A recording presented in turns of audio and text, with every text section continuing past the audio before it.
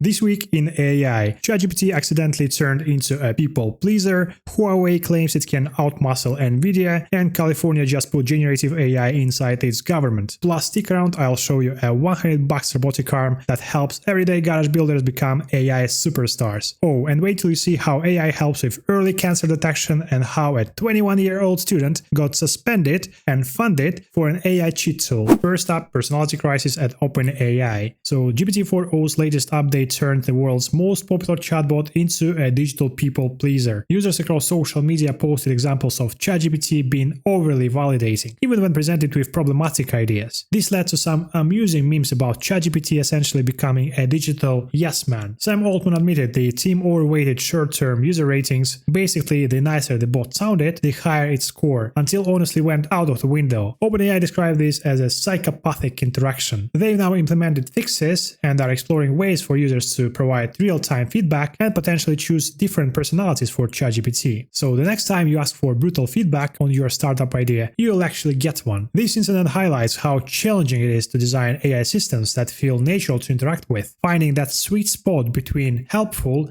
and honest is trickier than it seems. Have you ever caught ChatGPT sugarcoating an answer? Type yes man if you have. So next, Chinese tech giant Alibaba has released a new family of AI models this week, claiming they can now match or even outperform some of the best models from Google and OpenAI. The Qwen3 family ranges from 0.6 billion parameters to a massive 235 billion parameters model, trained on 36 trillion tokens and fluent in 119 languages. So parameters are essentially the values an AI model learns during training. Think of them as knowledge points that help the model to understand languages and solve problems. Alibaba describes these as hybrid models, meaning that it answers easy prompts instantly, but slows down to think on code or math puzzles. Early benchmarks show the Big Qwen is comparable to Gemini Pro on coding and nearly tying GPT-4o on logic tests. If the rumors hold, OpenAI and Google finally have a global rival in Asia. Why it matters? Well, more competition equals faster innovation and downward pricing. Do you see yourself testing a Chinese-built LLM this year? Type yes Qwen or no thanks and watch how many of us are curious. Coming up next, an AI tool that Yelp thinks will answer your calls for you. But first, Huawei's bold move. Huawei is making headlines with its development of a new AI processor called the Ascend 910D, a direct challenge to the current market leader, America's Nvidia. Huawei hopes this processor can replace some of the Nvidia's higher-end products, particularly in China. The company aims to make the 910Ds more powerful than Nvidia's H100, which has been the gold standard for training large AI models so far. First samples could arrive by the end of May, meaning this month. Why should you care? Because the US export bans mean Chinese labs desperately need a homegrown GPU, and if the 910D hits shelves by summer, we could see a split AI hardware ecosystem. Comment 910D if you think Huawei pulls it off. But Huawei isn't the only challenger Nvidia has to worry about. Oracle is building a 100,000 GPU monster. Details just in a minute. Next, California is making history as the first US state to widely deploy generative AI technologies in its government operations.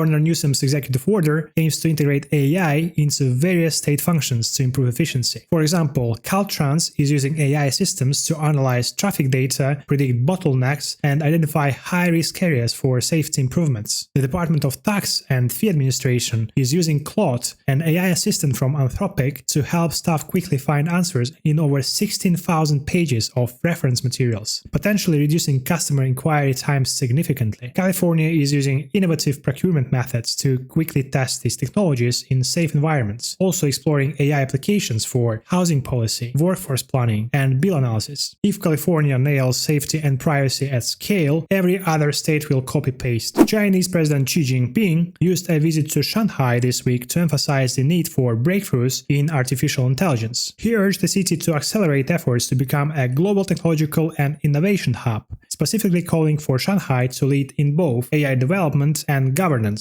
During his visit, Xi attended an incubation lab for AI startups and tried on smart glasses. So this visit comes amid ongoing trade tensions with the US and is seen as a show of strength. signaling that China aims to develop its own leading technologies. This week, Google has rolled out 3 new experimental AI tools powered by Gemini to help you learn languages more effectively. So the first one is called Tiny Lessons. So it addresses common frustration when you need a specific phrase you haven't learned yet. So describe a situation like finding a lost passport, and it gives you tailored vocabulary and grammar tips with useful responses. So the next one is called Slang Hang, and it helps you to sound more natural by showing realistic conversations between native speakers, letting you pick up local expressions. You can hover over unfamiliar terms for explanations if needed. And the last one is called Word Cam. So it uses your phone's camera to capture your surroundings, with Gemini detecting the objects and labeling them in your target language, along with related vocabulary. So this tool supports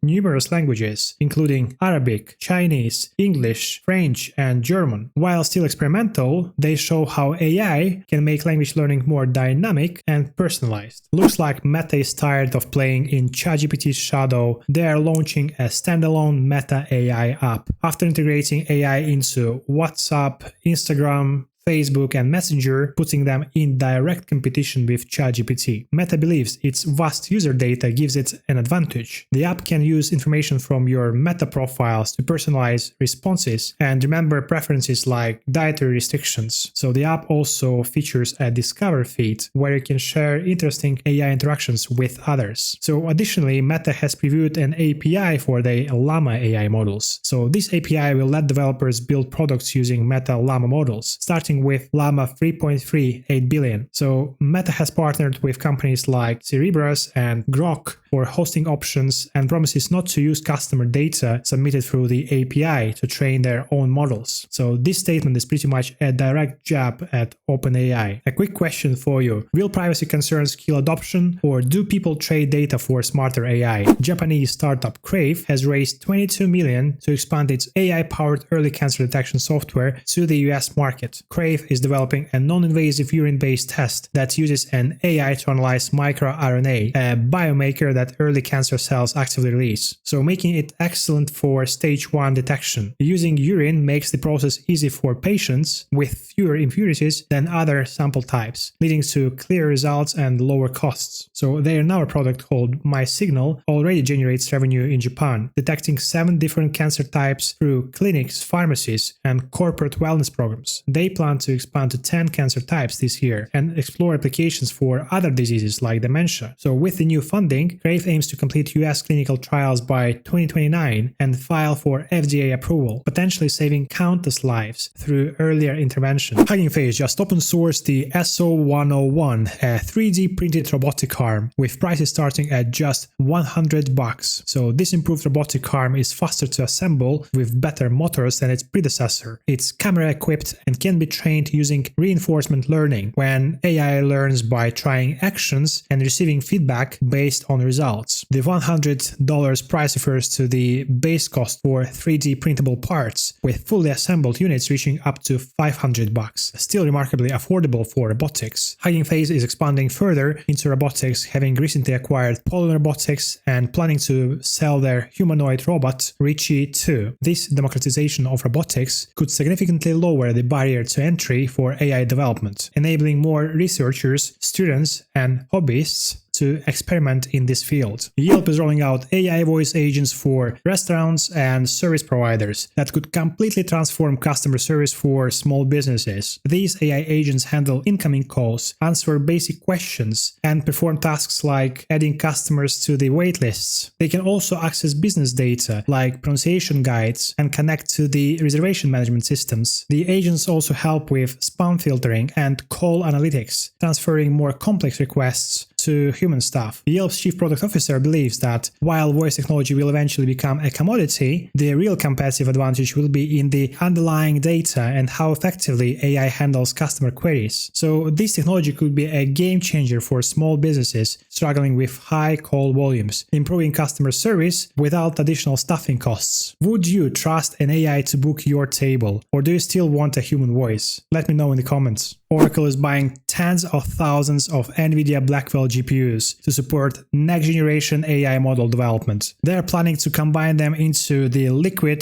NVL72 racks that make multiple processors appear as a single unit to the software, so this is crucial for training large AI models. Oracle plans to eventually build a massive mega cluster of 100,000 Blackwell GPUs, aimed squarely at enterprises training trillion parameter models. So just a reminder that one side GPU at the moment costs between 30 to 40 grand. You can do the math. This significant infrastructure investment will enable the creation of the increasingly complex AI models in the future. A 21-year-old Columbia University student, Changjin Lee, was suspended after developing an AI tool for cheating on job interviews. So despite this, his startup Cluely has raised $5.3 million. Cluely provides an undetectable in-browser window, helping users cheat on everything, from exams to interviews. So originally designed to circumvent coding platforms like LeetCode, which founders considered outdated assessment methods. The company published a manifesto comparing their technology to once controversial inventions like calculators. Despite both founders facing disciplinary actions and dropping out, they claim over $3 million in annual recurring revenue. In response, startups like Validia launched another app called Truly to detect Cluely users. So this technological cat and mouse game raises ethical questions about using AI to bypass traditional assessment methods. What do you think about it? Would you use it yourself? Please be honest. Microsoft CEO Satya Nadella recently stated that up to 30% of the company's code is now written by AI. He mentioned seeing better progress in Python compared to C++. So the results still vary across different programming languages. Microsoft CTO has made an even bolder prediction. He thinks that 95% of all the code could be AI generated by 2030. I'm not sure if he's referring to Microsoft code or global code, but yeah, that's a very bold statement. Whether or not that comes true, AI is already transforming software development, potentially boosting developers' productivity worldwide. Instead of replacing programmers, AI seems to be evolving into a powerful assistant that handles routine coding tasks while allowing developers to focus on higher level design and problem solving, which is great news, I believe. And that's a wrap up on this week's major AI news. We've covered everything from new models and hardware to real applications in government and healthcare, plus important discussions on ethics and regulation. So what do you think was the biggest story this week? Let me know in the comments. If you enjoyed this breakdown, don't forget to like and subscribe for more AI updates. Thanks for watching, and I'll see you next time.